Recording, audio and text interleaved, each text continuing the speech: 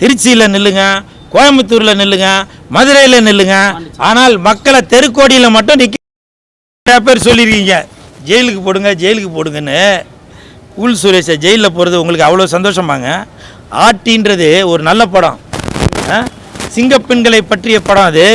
அந்த படத்தோட ப்ரமோஷனுக்காக விஜய் சார் ஆரம்பித்து வச்ச அந்த நல்ல திட்டங்களை மக்கள்கிட்ட கொண்டு போய் சேர்க்கறதுக்காக இந்த கூல் சுரேஷ் பாடுபடுற. ஆனால் என்னை நீங்கள் ஜெயிலுக்கு அனுப்பணும்னு சொல்கிறீங்களே, ஏன்?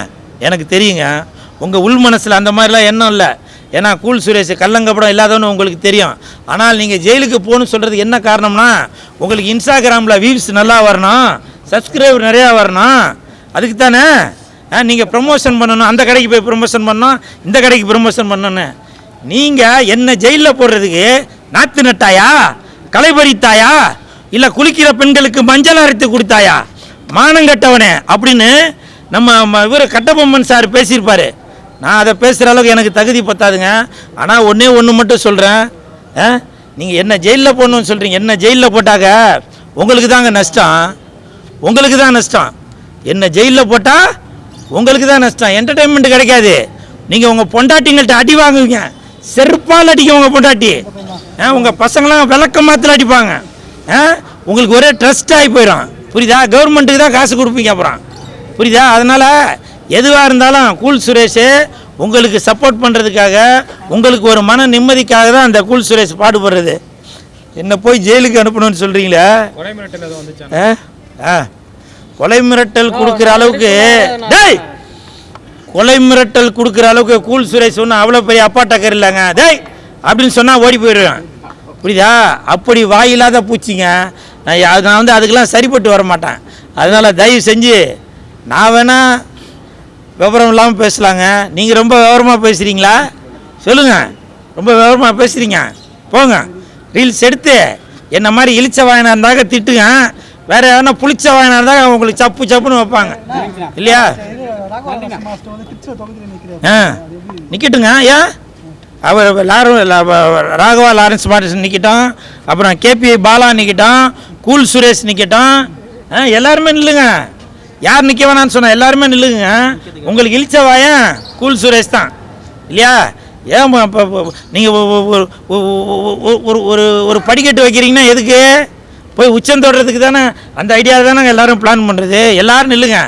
ஏன்னா ஒரு சாதாரண மனிதர் கூட எம்எல்ஏ ஆகலாம் அப்படின்னு நிரூபிச்சுட்டு காமிச்சிருக்கவர் தான் மாண்புமிகு தமிழக முதலமைச்சர் விஜய் சார் அவர்கள். அதனால் யார் வேணாலும் எலெக்ஷனில் நிற்கலாம், ஆனால் யாராக இருந்தாலும் மக்களுக்கு நல்லது செய்யணும்.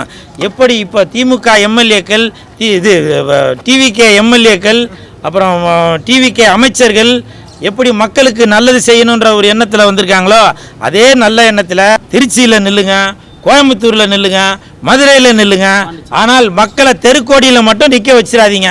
அது ஒன்று மட்டும் சொல்கிறேன், சரிங்களா? அதனால் யார் வேணாலும் நிற்கலாம். இழிச்சாவாயன் கூல் சுரேஷ் கூட நிற்பான். நீங்கள் ஜெயிச்சு வச்சினாக்கா உங்களுக்கு என்டர்டெயின்மெண்ட் கண்டிப்பாக உண்டு. யார்? ஆமாங்க, கண்டிப்பாக ஜெயிப்பாருங்க. ஏன்னா அவர் எனக்கு தெரிஞ்சு தங்கமான மனித. போட்டி இருக்க தாங்க செய்யும். சாதாரண சப்ப பையன் கூல் சுரேஷ்கே இவ்வளோ எதிர்ப்பு இருக்கும்போது, ஒரு தொகுதியோட எம்எல்ஏக்கு நிற்கும்போது நீங்கள் எவ்வளோ எதிர்ப்பு வைப்பீங்க சொல்லுங்கள்? எவ்வளோ எதிர்ப்பு வைப்பீங்க? அதனால் நம்ம லாரன்ஸ் மாஸ்டர் அவர்கள் நின்னால் கண்டிப்பாக அவர் ஜெயிப்பார். ஜெயிப்பார்ல. தமிழ்நாட்டில் நடக்கிறது ரீல்ஸ் அரசியல். ஆமாம், தமிழ்நாட்டில் நடக்கிறது மட்டும் இல்லைங்க, உலகம் ஃபுல்லாக நடக்கிறது ரீல்ஸ் அரசியல் தான், ஆட்சி தான், புரியுதா? உலகம் ஃபுல்லாக நீங்கள் அமெரிக்கா எடுத்து போய் பாருங்கள், யூடியூப்பில் சமைக்கிறதான் பார்த்துன்னு இருக்கிறாங்க. அதுக்கு பேர் ரீல்ஸ் இல்லையா? அவர் அமெரிக்கா பிரசிடென்ட், அவர் பேர் என்னப்பா? குண்டா ட்ரம்ப்பு. உங்களுக்கு நீங்களே ரீல்ஸ் போட்டு தானே இருக்கீங்க, நான்லாம் பார்த்துன்னு தான் இருக்கேன். உலகம் ஃபுல்லாக இப்போ ரீல்ஸ் முகம் தான் ஆயிடுச்சு, புரியுதுங்களா? அதனால் விஜய் சார் வந்து ரீல்ஸுக்காக பண்ணுறாரு அப்படின்னா தயவு செஞ்சு யாரும் சொல்லாதீங்க. அவர் ரியலாக பண்ணுறாரு. ரீல்ஸுக்காக பண்ணது படத்தில் கில்லி, திருப்பாச்சி அந்த மாதிரி படத்தில் என்ன விழுந்துச்சுரா பார்த்தீங்களா? இப்போ கூட விஜய் சார் பற்றி பேசணும்னா மைக்கே அதிர்து பார்த்தீங்களா? இதுதாங்க மாண்புமிகு தமிழக முதலமைச்சர் விஜய் சார். நீங்கள் தானங்க மாற்றம் வேணும்னு எதிர்பார்த்தது. மாற்றம் வேணும்னு நீங்கள் எதிர்பார்ப்பீங்க, ஆனால் நீங்கள் மாற மாட்டீங்க. இது என்னங்க நியாயம் இது? அதனால் விஜய் சாருக்கு நீங்கள் என்ன ஒரு எதிர்ப்பு தெரிவித்தாலும் சரி, அவர் கொண்டு வர நல்ல திட்டங்களை நீங்கள் வந்து ஏதோ ஒரு பண்ணி முடக்கணும்னு நினச்சாலும் சரி, நான் மாண்புமிகு முதலமைச்சர் விஜய் சாருக்கு நான் எப்போவுமே சப்போர்ட் பண்ணிட்டு தான் இருப்பேன். ஏன்னா நான் விஜய் சாரோட ரசிகன். எனக்கு எவ்வளோ பெரிய எதிர்ப்பு வந்தாலும் சரி.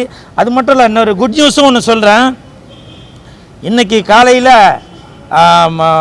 ஆர்டி படத்தோட தயாரிப்பாளர் திரு இசக்கி கார்வண்ணன் அவர்கள் இந்த சிங்கப்பெண்களோட கதையை எடுத்திருக்காரு. அதே மாதிரி இப்போ இந்த 2 நாளாக சோசியல் மீடியாவில் ஒரு பரபரப்பாக இருக்கிறதுனால அவருக்கே ஒரு எண்ணம் தோணியிருக்கு, ஏன் நம்மளோட அடுத்த படத்தில் இந்த சிங்கப்பெண்கள் அந்த கதையவே வந்து நம்ம எடுத்தா என்ன அப்படின்னு சொல்லி அவருக்கு ஒரு யோசனை தோன்றிருக்கு.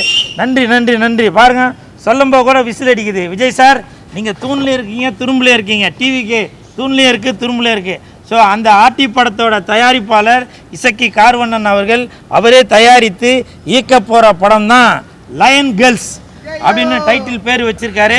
அந்த லயன் கேர்ள்ஸ் படத்தில் கதையின் நாயகனாக கதையின் நாயகியாக இந்த கூல் சுரேஷ் தான் நடிக்க போகிறேன். சரிங்களா?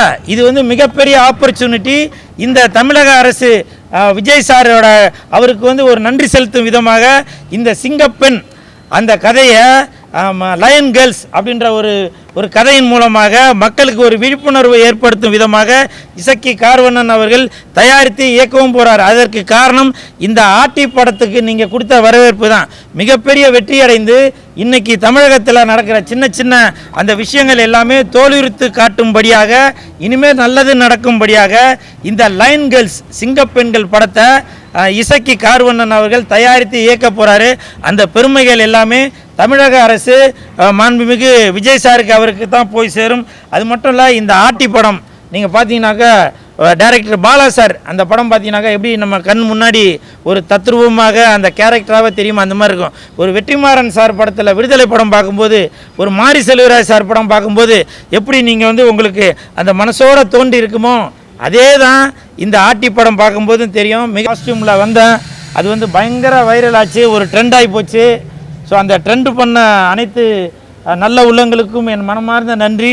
இந்த பெருமைகள் எல்லாமே மாண்புமிகு தமிழக முதலமைச்சர் விஜய் சாருக்கு தான் போய் சேரும். ஏன்னா அவர்கள் தான் இந்த திட்டத்தை கொண்டு வந்தார். மக்கள் மனசில் போய் பதிகிறதுக்கு நான் ஒரு துரும்பாக ஒரு கடுகாக இருந்திருக்கிறேன். இந்த நன்றி நன்றி நன்றி.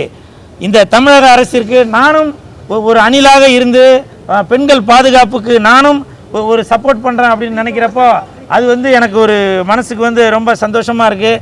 ஏன்னா இன்றைக்கி சின்ன குழந்தைகள் முதல் பல பெண்களுக்கு பாலியல் தொந்தரவு எதுவும் வரக்கூடாது என்ற ஒரு நோக்கத்தில் மாண்புமிகு தமிழக முதலமைச்சர் ஐயா விஜய் அவர்கள் இந்த திட்டத்தை கொண்டு வந்திருக்காரு. அதே மாதிரி கதை அம்சம்தான் இந்த ஆர்டி படத்துலையும் இருக்கிறதுனால தான் அந்த ஆர்டி படத்திற்கு நான் சிங்கப்பெண் அந்த காஸ்டியூமில் வந்தேன். ஸோ இதுதான் காரணம். நீங்கள் வந்து இதை வந்து வேறு மாதிரி ட்ரெண்டு பண்ணிகிட்ருக்கீங்க. ஆனால் யார் என்ன சொன்னாலும் சரி, நான் தமிழக முதலமைச்சர் விஜய் சாருக்கு சப்போர்ட் பண்ணிட்டு தாங்க இருப்பேன். புரியுதுங்களா? அது யாரும் தடுக்கவும் முடியாது. புரியுதுங்களா? 2 நாளாக சோசியல் மீடியா ஃபுல்லாக இந்த படத்தை பற்றி எல்லாருமே பேசிகிட்டு இருக்காங்க. இந்த படத்தோட கதை பார்த்தீங்கன்னா ஒரு சிங்கப்பெண்கள், அந்த பெண்களை பற்றிய கதை தான் இந்த ஆர்டி படத்தோடது. ஸோ 5 பெண்கள் சேர்ந்து இந்த ஆர்டி படத்தில் ஒரு பாலியல் துன்புறுத்தலால் பாதிக்கப்பட்டவங்க எப்படி சிங்கப்பெண்களாக மாறி அந்த கயவனை தோல் உரிக்கிறாங்க அப்படின்றது தான் இந்த ஆர்டி படத்தோட கதை. இந்த படத்தை தயாரித்துள்ள இசக்கி கார்வண்ணன் அவர்களுக்கு என் மனமார்ந்த வாழ்த்துக்கள். இந்த படத்தில் நடித்துள்ள அனைத்து கலைஞர்களுமே சூப்பராக நடிச்சிருக்காங்க. காதல் சுகுமார் அவரோட காமெடி நிறைய இடத்துல ஒர்க் அவுட் ஆகிருக்கு. கொஞ்சம் விட்டுருந்தா வாயிலே சுற்றுப்பான் போல அப்படின்ற காமெடி. அப்புறம் 2 சின்ன பசங்க அவங்களோட காமெடி எல்லா இடத்துலையும் ஒர்க் அவுட் ஆகிருக்கு. நல்லா சூப்பராக நடிச்சிருக்காங்க அந்த பசங்க சொல்கிற அந்த அவர் மண்டே பார்த்தா கூட தேங்காய் மாதிரி தான்டா இருக்குது அப்படின்னு சொல்லும்போது கூட எல்லாம் தேட்டர்லாம் நல்லா கிளாப்ஸு. இந்த படத்தில் நடிச்சிருக்க அனைத்து கதாபாத்திரமுமே இந்த படத்திற்காக எடுத்து தச்ச சட்டம் மாதிரியே அவ்வளவு பக்காவாக இருந்தது. ஸோ இந்த அனைத்து பெருமைகளும் இந்த படத்தின் தயாரிப்பாளர் திரு இசக்கி கார்வண்ணன் அவர்களுக்கு தான் போய் சேரும். ஏன்னா இசக்கி கார்வண்ணன் அவர்கள் இதுவரைக்கும் எடுத்த படங்கள் எல்லாமே பார்த்தீங்கன்னாக்கா பரமசிவன், பாத்திமா, இப்படி எல்லாமே குடிமகன், இப்படி எல்லா படமுமே பார்த்தீங்கன்னாக்கா மக்களுக்கு ஒரு மெசேஜ் சொல்லணும் அப்படின்ற ஒரு விதத்தில் தான் இந்த படங்களை வந்து அவர் எடுத்திருக்காரு. ஸோ அவருக்கு என் மனமார்ந்த வாழ்த்துக்கள். அப்புறம் தமிழக முதலமைச்சர் மாண்புமிகு விஜய் சார், உங்களுக்கு ஒரு தாழ்வான வேண்டுகோள், இந்த மாதிரி படங்களுக்கு நீங்கள் வந்து தமிழக அரசு விருது தரணும். ஏன்னா இப்போ நீங்கள் கொண்டு வந்திருக்க இந்த சிங்கப்பெண் திட்டம் அதற்கும் இந்த ஆட்டி படத்திற்கும் ஒரு சம்பந்தம் இருக்குது. அப்படி சம்பந்தம் இருக்க மாதிரி தான் இதோட கதையே இருக்குது. ஏன்னா 1880 நடந்த ஒரு உண்மை சம்பவம் தான் அப்போ உள்ள சிங்கப்பெண்களாக மாறிய அந்த உண்மை சம்பவத்தை தான் இந்த ஆட்டி படத்தில் வந்து இசக்கி கார்வண்ணன் அவர்கள் தயாரித்து இந்த படத்தை கொடுத்துருக்காரு. ஸோ அனைவருக்கும் என் மனமார்ந்த நன்றிகளையும் வாழ்த்துக்களையும் தெரிவித்துக் கொள்கிறேன். அப்புறம் இன்னொரு முக்கியமான விஷயம், கேள்வி நீங்கள் கேட்குறீங்க, ஏன் நீங்கள் இந்த படத்தில் நடிக்கல அப்படின்னு. எனக்கு வந்து மனசுக்கு ரொம்ப கஷ்டம். ஒரு படத்துலையும் 10 கோடி 20 கோடி வாங்குகிற அந்த ஹீரோ கூட, அந்த ஹீரோயின் கூட, மற்ற சப்போர்ட்டிங் ஆர்டிஸ்ட் கூட செய்யாத வேலைகளை இந்த கூல் சுரேஷ் உயிரை கொடுத்து